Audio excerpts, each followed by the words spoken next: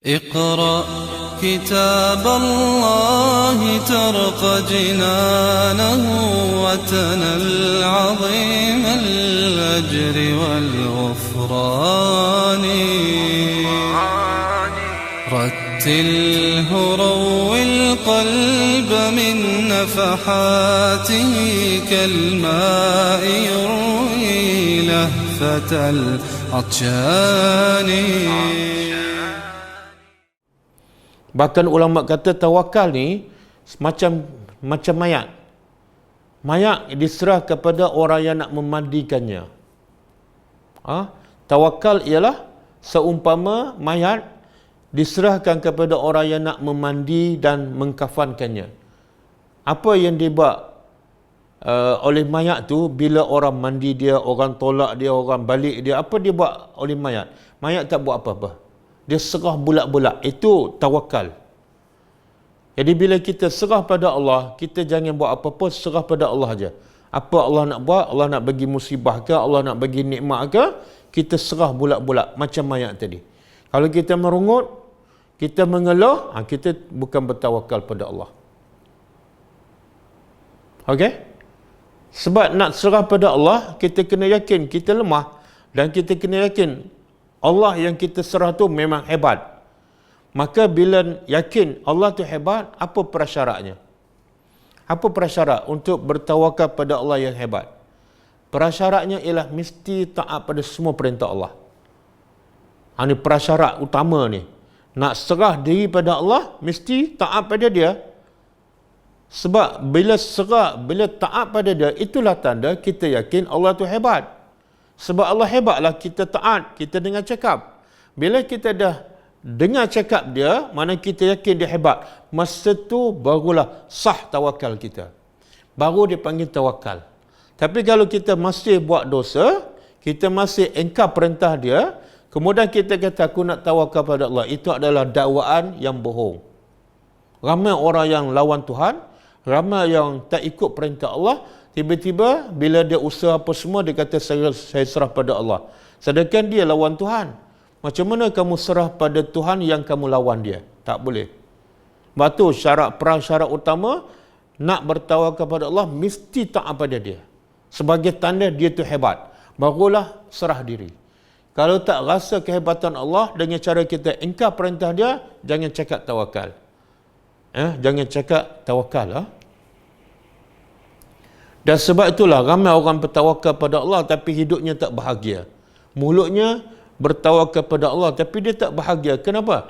Sebab sebenarnya dia tidak bertawakal pun kepada Allah. Dia tidak bertawakal pun kepada Allah. Ada satu kisah. Hatim bin Al-Asam. Dia nak pergi haji. Bila nak pergi haji tu, dia tak tinggal banyaklah bekalan makanan untuk keluarga dia. Jadi semua anak-anak isteri dia kecoh lah. Ada yang menangis, ada yang merungut. Dan berkata pada Hatim, kamu nak tinggal kami kepada siapa? Makanan pun tak cukup apa? Dia kata, aku tinggal kamu kepada Allah. Macam mana ni? Makanan pun tak ada. Ada seorang anak Hatim perempuan.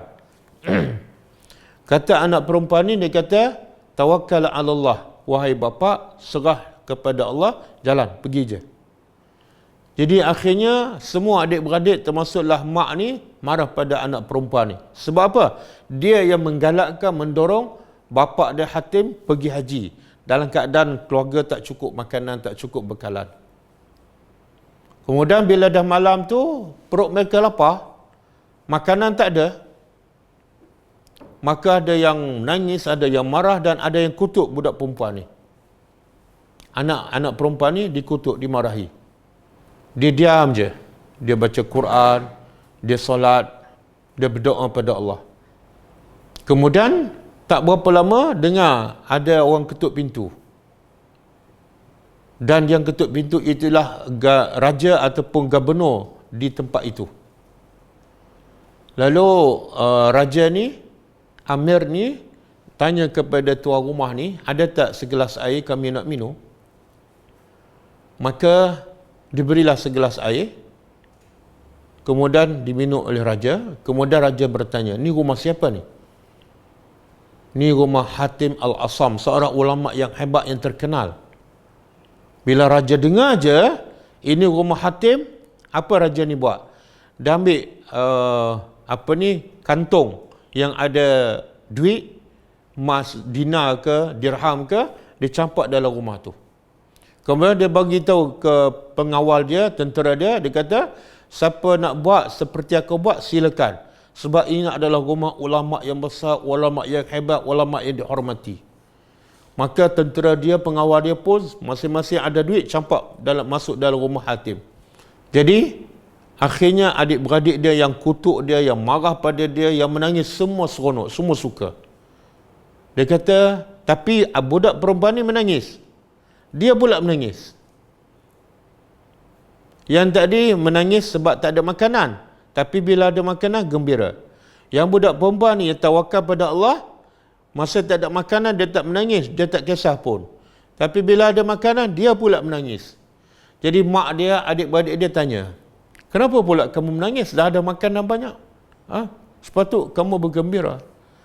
Dengan jawapan si anak perempuan, anak kepada ulama yang hebat, tawakalnya kepada Allah. Dia kata, aku menangis sebab aku merasakan, ya Allah, begitu hebatnya Tuhan. Kalaulah manusia, makhluk, tengok kita dalam kesusahan, dia bantu. Kalau makhluk tengok manusia seperti kita dalam kesusahan, dia bantu.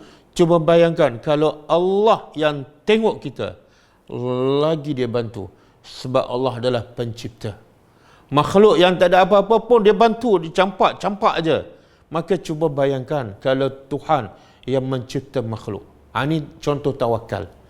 Contoh tawakal, bukan makna menafikan kerja. Sebab itulah salah satu syarat tawakal selain pada ikut perintah Allah, kemudian jangan buat dosa, juga syarat tawakal ialah mesti berusaha walaupun sedikit.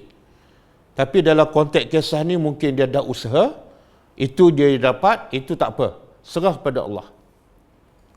Sebagaimana Allah perintah kepada Maryam ketika dia syarat mengandung dan dia pula seorang wanita, Allah kata kalau kamu nak makan buah kurma, goncang pokok tu.